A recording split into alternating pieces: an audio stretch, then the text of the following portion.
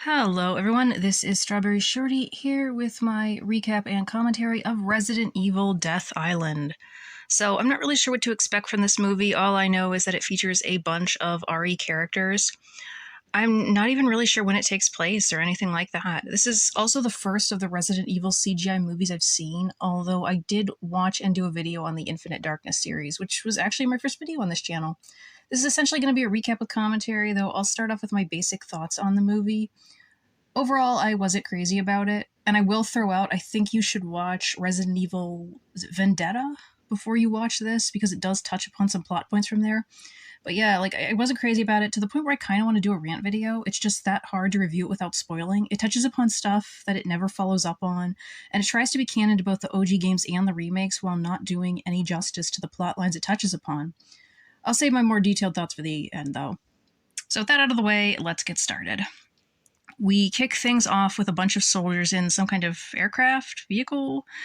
The guys are wearing umbrella patches, and they seem to have no idea where they're headed or why. So, they're probably all about to die. Maybe we'll get one survivor. Place your bets now.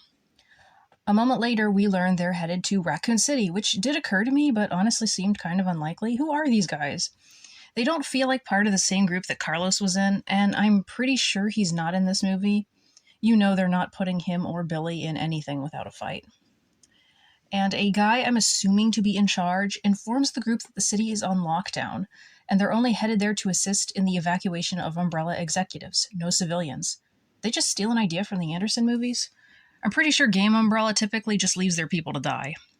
One of our two characters that seem to be somewhat relevant asks what they do if civilians try to get past them and is informed they're cleared to shoot to kill, which at least they seem bothered by. They arrive at the front lines, where about 5 people seem to be trying to force their way out of the city while Umbrella just basically bats them away with these big shields. A car supposedly carrying an executive is let through with no concern shown as to whether or not this person might, be infected. We cut to what seems to be the unit from the intro, Unit 6, most of whom are injured. The lead guy bandages his buddy and mentions they've called for evac, but let's be real, they're probably not getting it. There's also a pretty high chance most of the people in this room are about to turn into zombies. I think the 2 main guys are the only ones not bitten, because the non-lead, who I believe is named JJ, gets orders to quarantine the possibly infected. The lead guy is unhappy with this, and even less happy upon hearing that they're expected to kill anyone who might be infected, including their own teammates. JJ, meanwhile, seems perfectly fine with this. A zombified soldier bangs on the glass, and the lead guy tries to wrestle the gun off of JJ when he moves to shoot. Nameless lead insists they need a hospital, and JJ will regret it if he kills them, but JJ says he'll regret it more if he doesn't.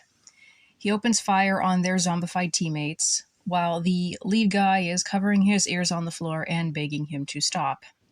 The animation doesn't feel like it really captures the pain he's feeling, and I wish we knew his name. Did I just miss it, or what? Someone with the agent ID Pawns logs into some site, and let's be real, they could be anyone associated with Umbrella. This is revealed to be the start of our intro, which shows off some footage from previous works of our main characters, Jill, Chris, Leon, Claire, and Rebecca. And I swear most of the footage for Claire was not from the games, though.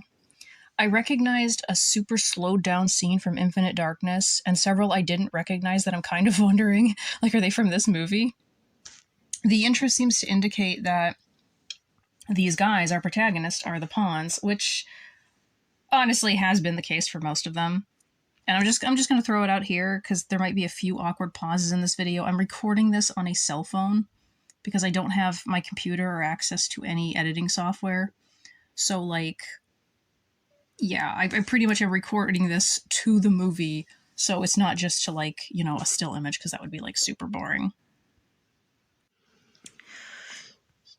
So, cut to San Francisco in 2015. I'm not great about the timeline of these games, but I know that's about 17 years after the Raccoon City incident.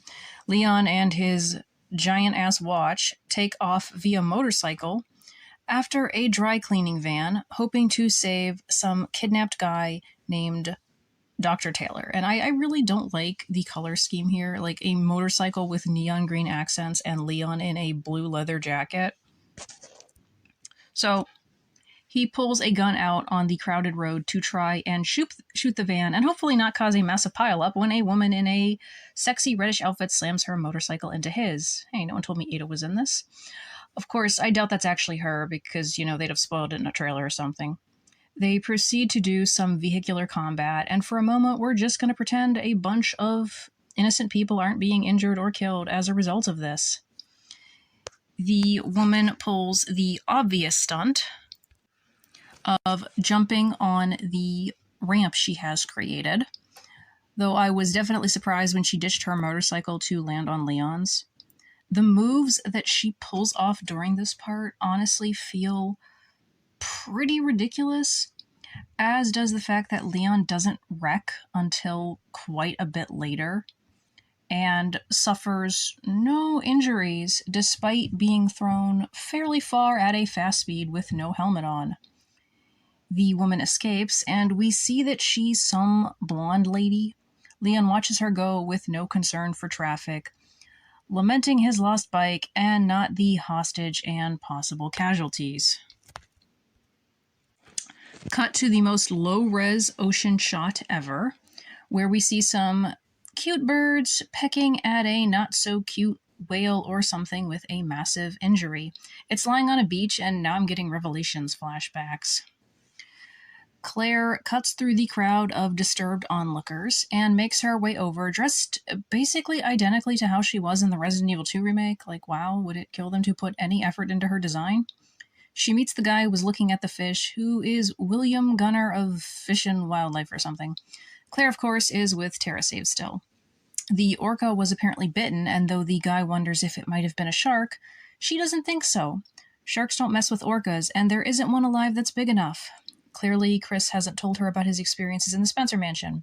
I know that giant shark is dead, but it's something to keep in mind because it always seems to come back to bioterrorism, doesn't it? We switch to Jill, who I swear is also literally just wearing her outfit from the remake, this time of Resident Evil 3. She's also got the same design where at least Claire looks a little bit older. That awful attitude of hers returns too. She's investigating a parking garage or something at night, and while I respect her desire to find survivors, her cutting off communication with the guy in charge is really unprofessional. I'm also not a fan of the remake and non-remake universes getting mixed because it just makes things confusing. Like, have you read the Wikia lately? So Jill searches some building. I wish they would actually tell us where on Earth she's supposed to be. And she actually seems to be using her police training as she does so. She finds a dead lady, and then despite how careful she's been being, she somehow gets ambushed and nearly killed by a zombie. I feel like this was probably just so they could have another brief action scene. It just kind of feels almost pathetic just how easily she's surprised and how much she struggles with this one lone zombie despite all of her training. And she has at least one really obvious moment when she could have just shot this guy, and she does not take it. SWAT then storms the place, with Chris oddly seeming to be tagging along and, just not in the lead. They end up holding up Jill until Chris says, she's with me. He asks why she went in alone, and she just says she's not waiting for backup when someone could be in danger, and storms off. So we're looking for survivors now, I guess. Again, I admire the thought, but she's acting like such a jerk, and Chris is her friend. It would make sense if this was Leon and Claire following Infinite Darkness, but it isn't. I somehow doubt we're going to learn something happened to make her act this way. It's going to be that same stupid strong woman nonsense from the RE3 remake. You try acting like this as part of a real-life military unit, then the thing you'd be is a fired woman. Chris, meanwhile, does nothing but look around at Sai a lot. Not sure if they copied his design from anything, because honestly, his designs rarely stand out to me. It's daytime now, and we see Rebecca typing away at a computer in some empty lab. This is my first time seeing her since Zero, though I know she was in one of the other movies.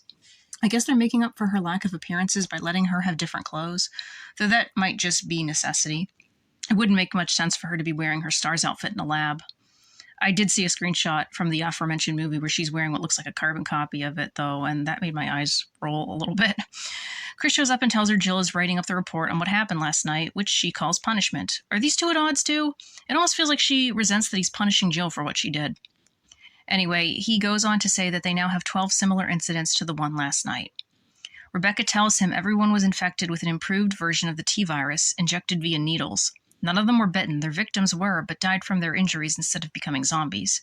The virus isn't spread via the air or saliva either. Chris wants to stop whoever's responsible, and Rebecca's all like, Jill wasn't bitten, was she? Yes, Rebecca. She was bitten and I'm making her do paperwork and didn't mention the bite to you when you asked about her. Chris confirms she was just being reckless.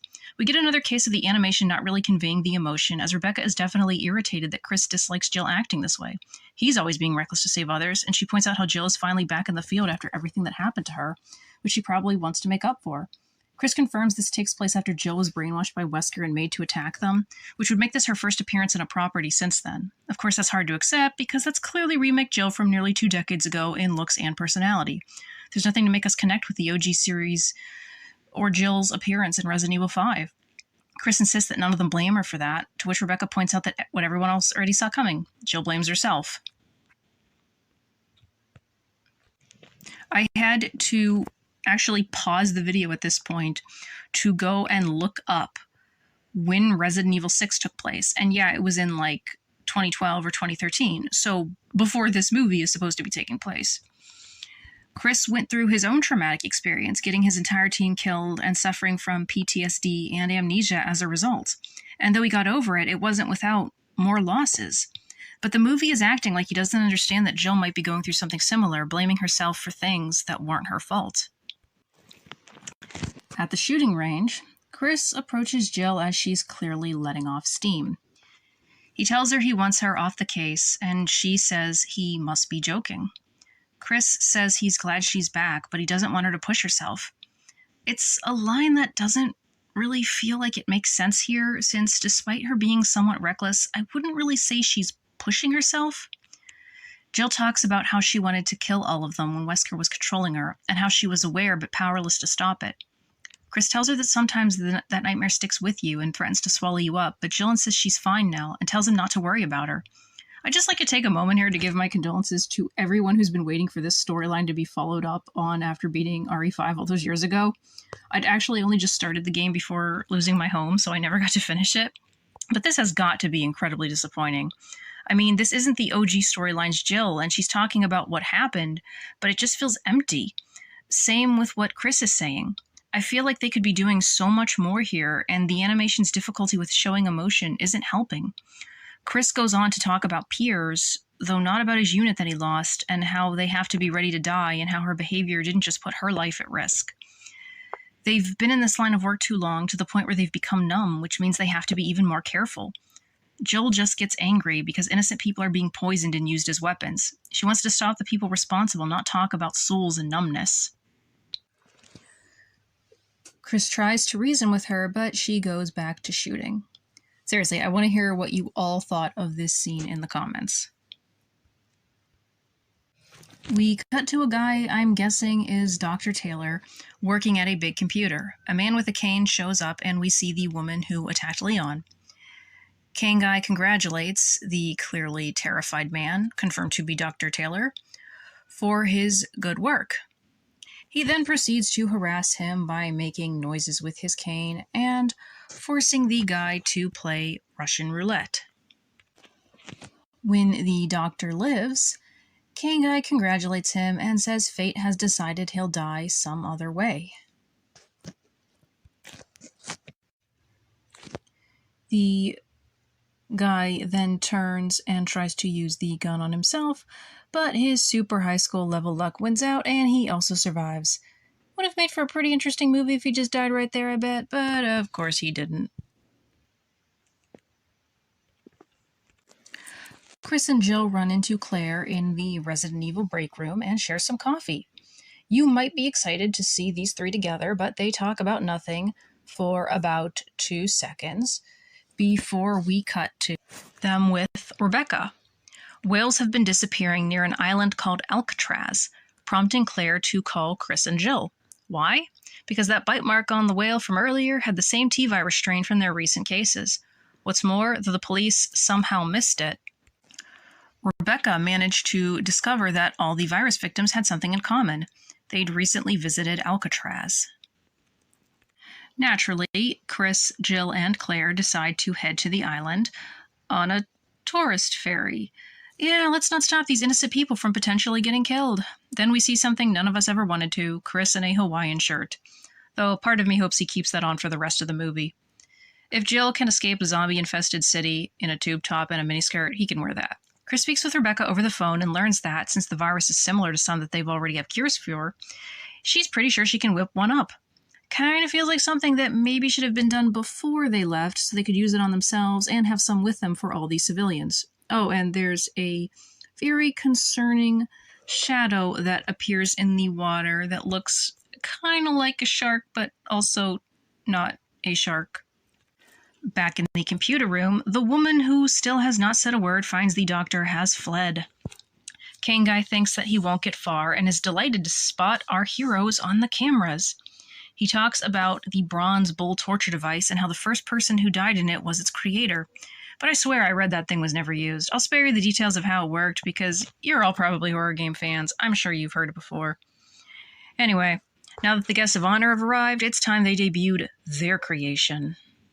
We cut to some loud guy named Zach making a video in one of the cells, and let's take some new bets to see if this guy is going to be a zombie or something later. I'll be stunned if he lives. So we see Chris, Claire, and Jill again, and I'm sorry I said anything about Chris's outfit because at least he's wearing something unique. Claire's still wearing the same outfit, and Jill just added a coat. Also, where the heck is Leon? Wasn't he supposed to be in this, like as a main character? Rebecca's had more screen time than him.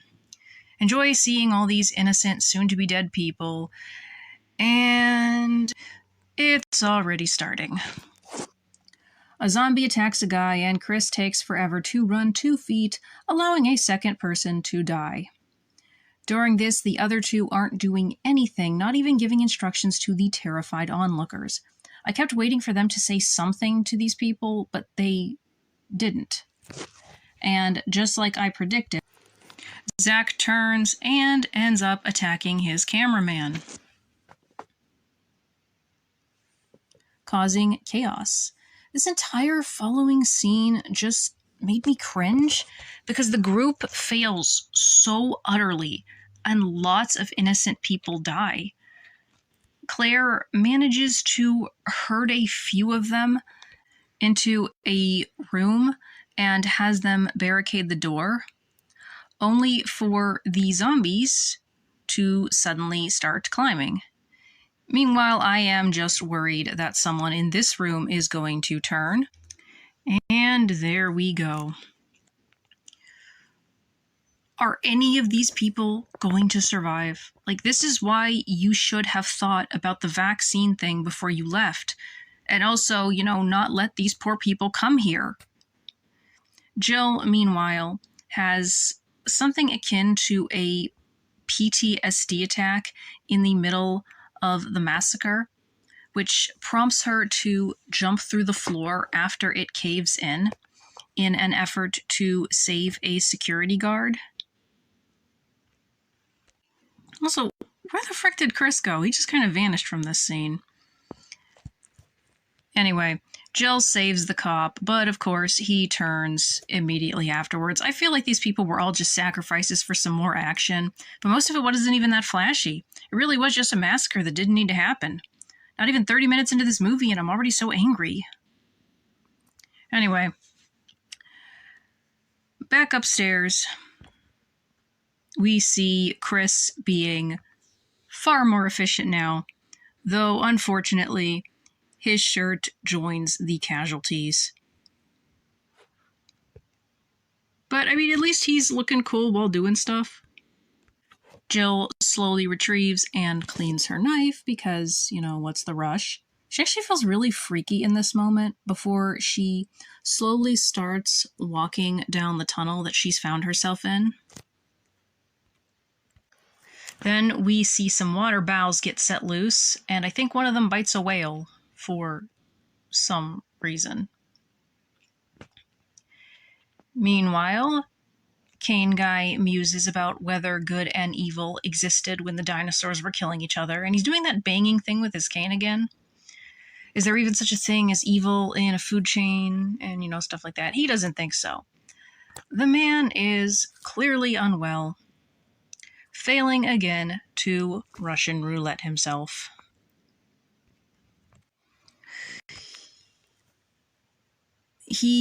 As he goes for another try, he says, "Isn't that right, JJ?" And this is when I realize this man is actually the nice lead guy from the intro. I was kind of worried we were never going to learn what happened to him, but sad to see he's become so messed up. We cut back to where the start of the movie left off. JJ manages to kill all the zombies, and the lead guy, for some reason, suddenly sits up and calls for help, and he mentions that JJ has been bitten.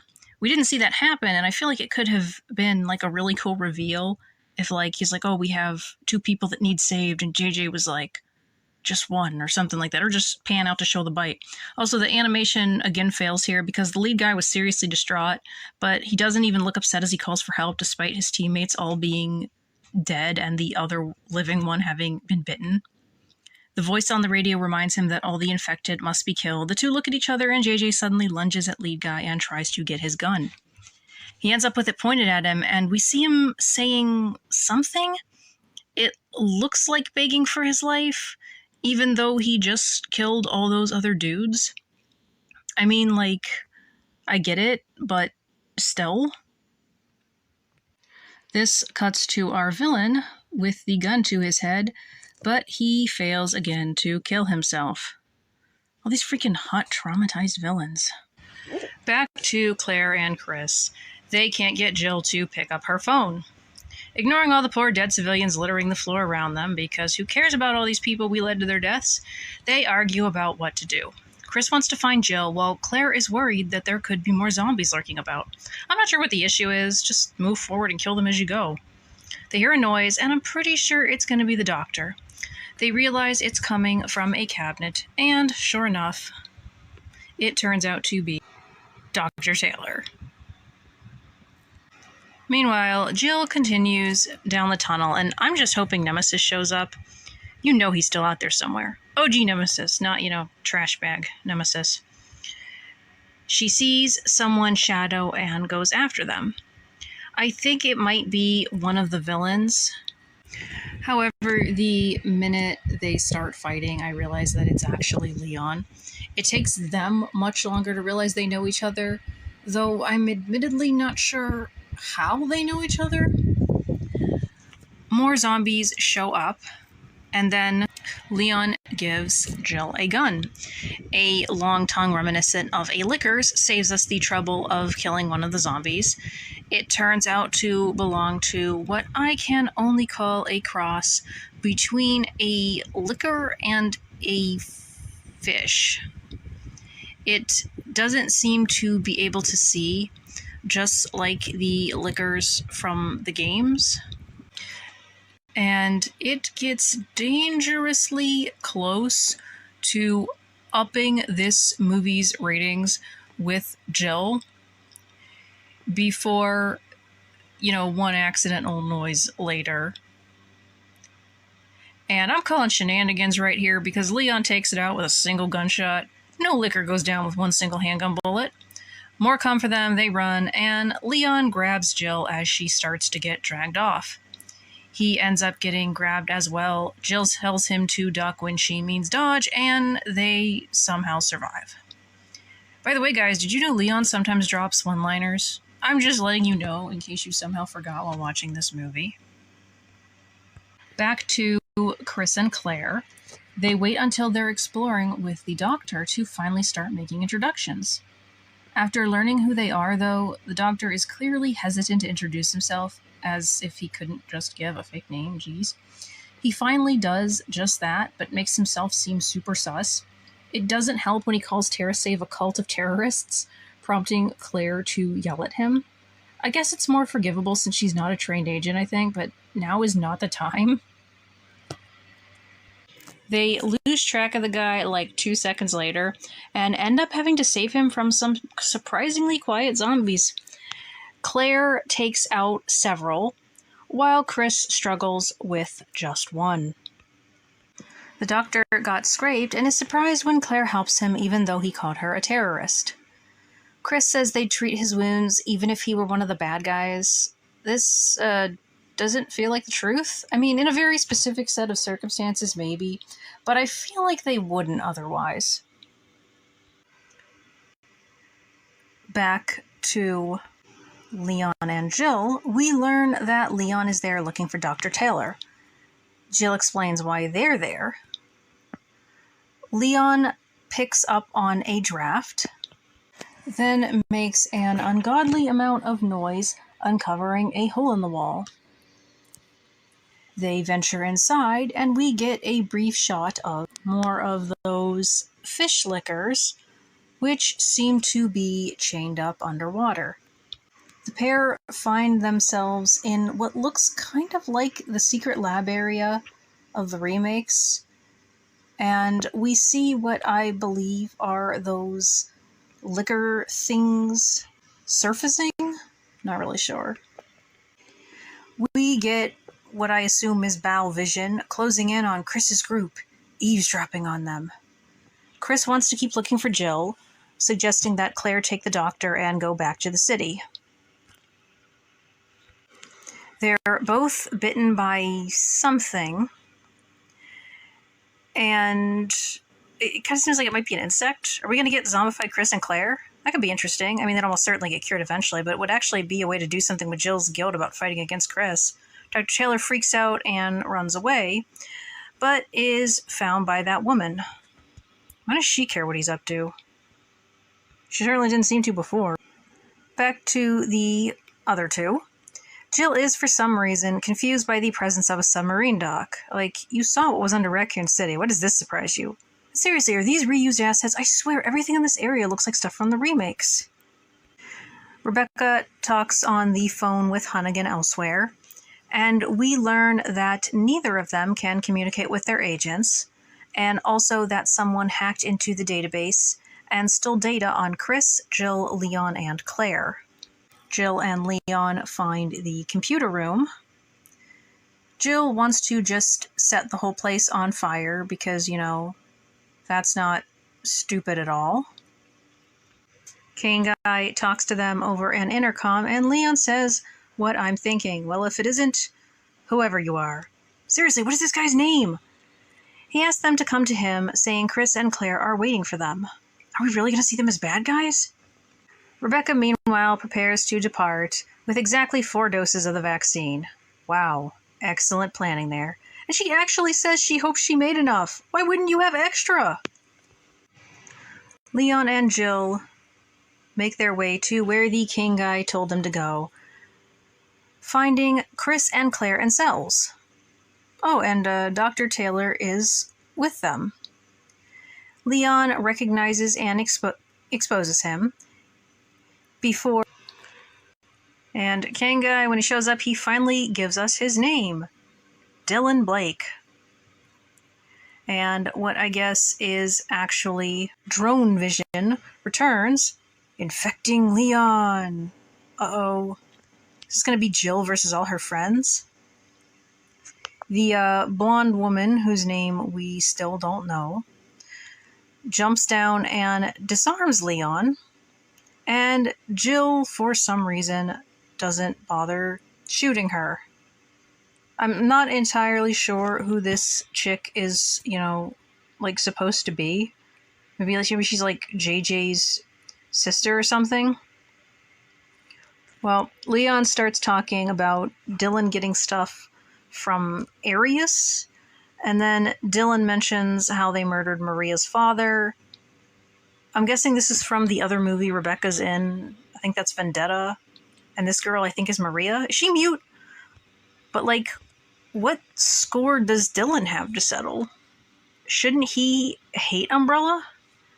He asks if they really think they're fighting the bad guys, saying that they're working for and protecting the actual bad guys. That kinda checks out based on everything that we've seen, but why blame the pawns, as he calls them? Now he's banging the cane again, and we once again flash back to Raccoon City. JJ asks Dylan to help him, but instead Dylan actually tries to shoot. Unfortunately, the gun turns out to be empty.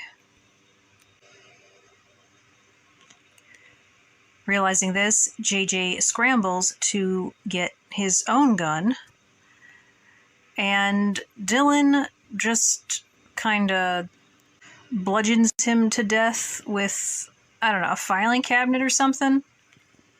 Like, he's really lazy about it at first, too. And that's what the cane thing seems to be about, like mimicking the rhythm of him hitting JJ with the thing.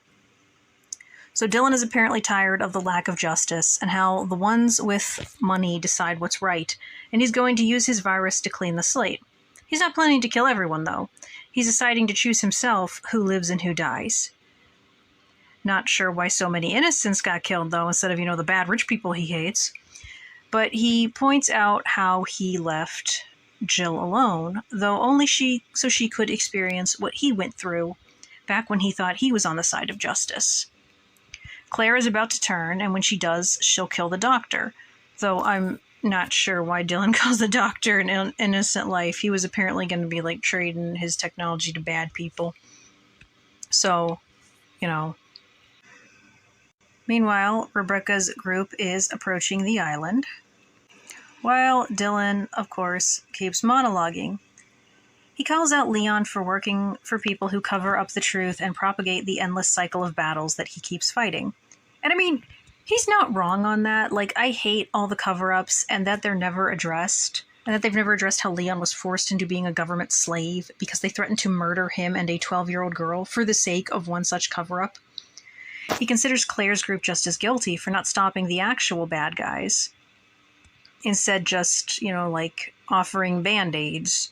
And she's all like, oh, helping people is never wrong, but, And then Dylan goes on to hit poor Chris where it hurts, mentioning how many team members he's lost for every mission, sacrificing them for the sake of justice. He then calls out Jill for not shooting Claire to save a life. He actually sounds emotional as he talks about how he did his duty, listening to his friend beg for his life before being told to kill him anyway. Unfortunately, the animation still cannot convey a character being sad, so the voice actor carries this alone. He says none of them knows what it's like to live with that hanging over you, but that feels like something he'd obviously know is untrue. The very fact that they've gone into bioterrorism situations pretty much guarantees being forced to kill teammates and loved ones. Dylan's reasoning is that once everyone starts being forced to kill their loved ones, it won't be covered up anymore, and there will be no more use for Chris and the others. I feel like they'd still be needed, but I do want the cover-ups to stop. I see why they're deemed necessary, but I hate all these people suffering as a result. That's kind of why Infinite Darkness's villain did the stuff he did as well. My gut tells me it's not going to come to anything, though. They'll defeat the bad guy and just, move on like they always do. Anyway, Rebecca's group arrives, but they're attacked by what look like boards and a monster whale thingy. She ends up getting separated from them, doing nothing but clutching that vaccine case, and why does she not have a backpack for that thing? And, maybe a weapon? Back to the others, a gunshot rings out. Dylan shot Dr. Taylor, claiming Jill waited too long. Wasn't the whole point for her to feel pressured to shoot Claire to save him? This guy is losing me with his logic. Jill gets angry, and Maria, who has just been standing there this whole time, grabs her arm. Leon warns Jill right before he throws a flash grenade, which would have been a nice thing to bring out when the Lickers were after us. Suddenly, Jill is running through the tunnels from before. Where is she even going? Going back to the others, we see Maria kicking Leon before Dylan tells her to just leave them all be. They'll turn eventually. The drones are also about to hatch from their liquor hosts and go free.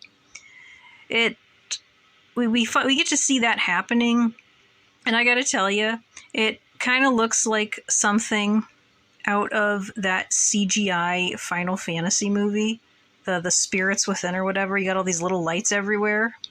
Also, as an aside, I keep imagining the ending for this movie being Dylan trying to shoot himself, but someone moves the gun and it goes off. Like, I bet it would be Jill. But anyway, we'll see. Oh, hey, Dr. Taylor's still alive. Claire's also trying to help him, but he's telling her not to bother. She won't give up, even though he was totally telling Jill to shoot her. The doctor is surprised she's not willing to give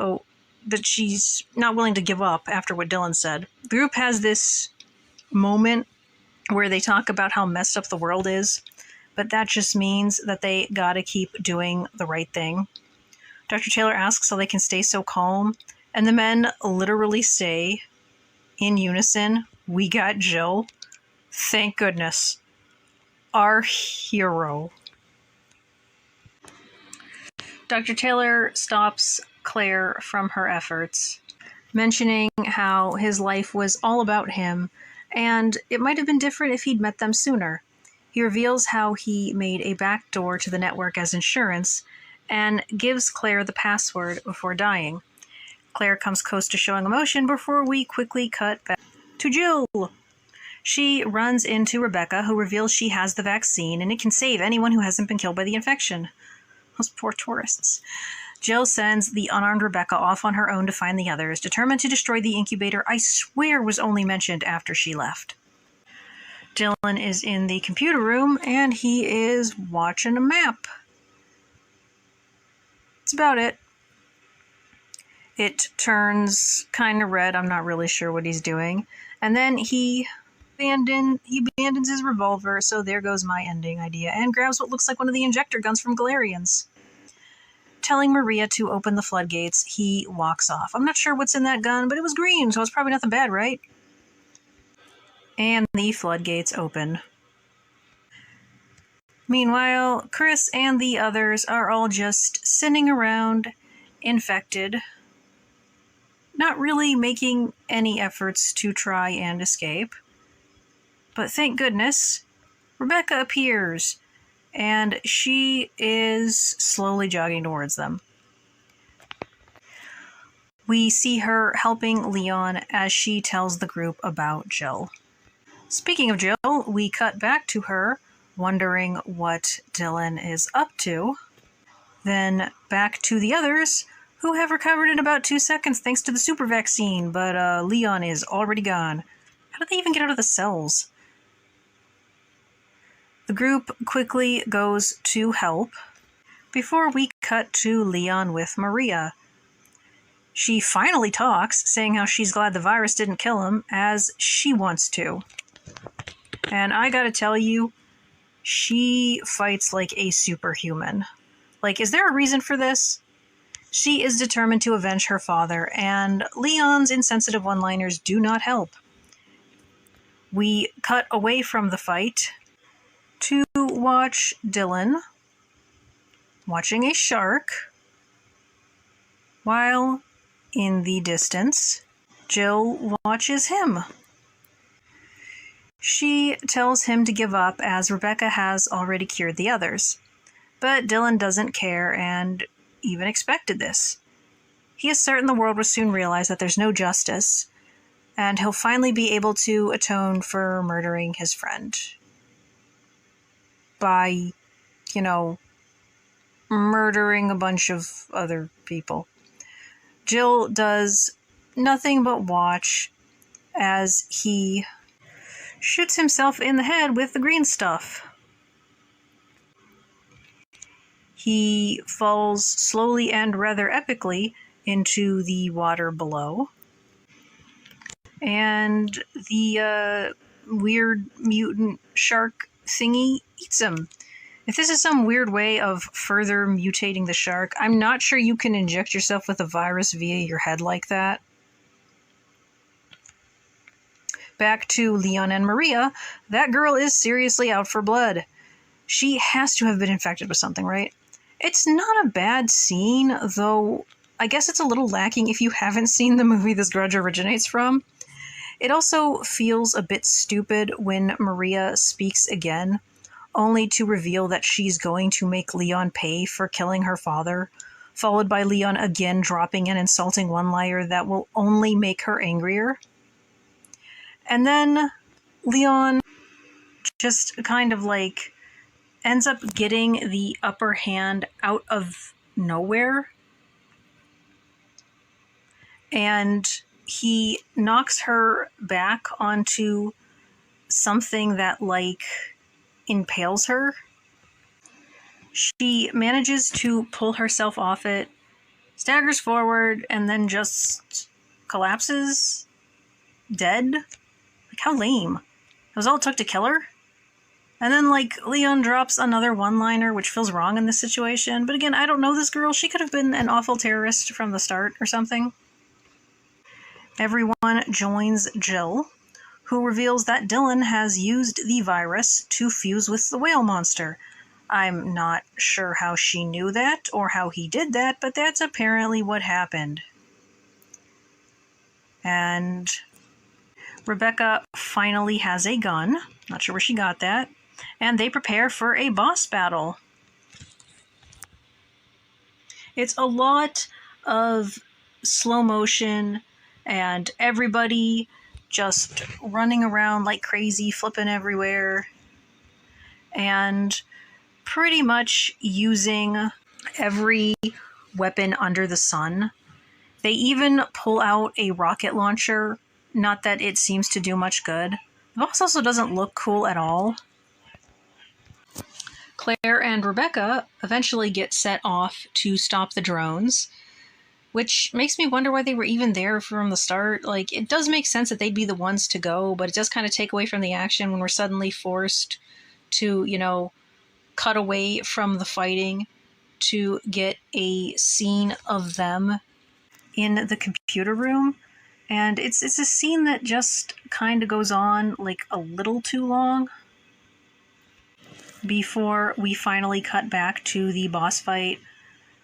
And like, even though it's a big room, stuff is pretty much falling everywhere. There's a lot of running around. And not gonna lie, I kind of enjoyed it a little bit when Jill and Chris get like slammed across the room. Jill's survival you could maybe explain away by the experiments, though she survived nonsense like that in the remake of 3 too. But Chris should almost certainly be either dead or seriously injured. Jill conveniently ends up near some big gun. And Leon, meanwhile, gets to show off his amazing gymnastics training. Turns out that the thing Jill found was a plasma rifle, but it doesn't work from far away. The guys need to get the monster closer. Before things can get too intense, though, we awkwardly cut back to computer work. Woo! Rebecca stops Claire from halting the drones, suggesting that they could make use of them instead. Cutting back to the fight, Leon is dropping one-liners again as the boys pull a Resident Evil 6 on the monster to get it close enough for Jill to shoot. And this is reminding me too much of the end of Resident Evil 3. But, you know, at least here the gun is actually shown to have some sense of recoil and knocks her backwards.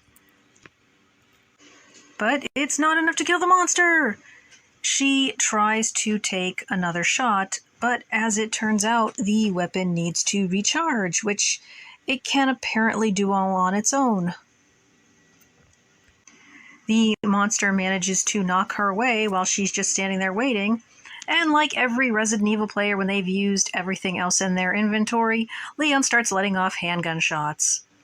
And the monster just leaves. Just turns away. Cut to the computer room, and Rebecca is super excited that her plan to inject the monster with more of the virus is causing it to get all overloaded.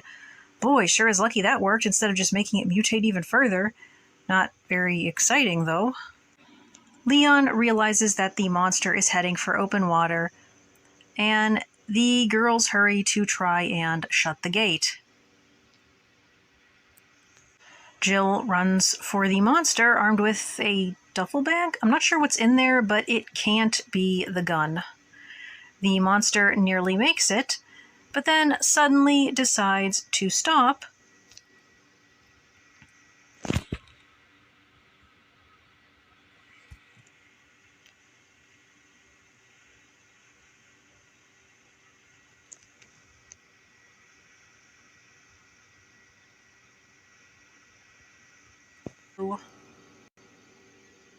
Meanwhile, the boys have found a bigger gun, while Jill is taunting the monster with a flare. My recording got cut, so I may be repeating myself here.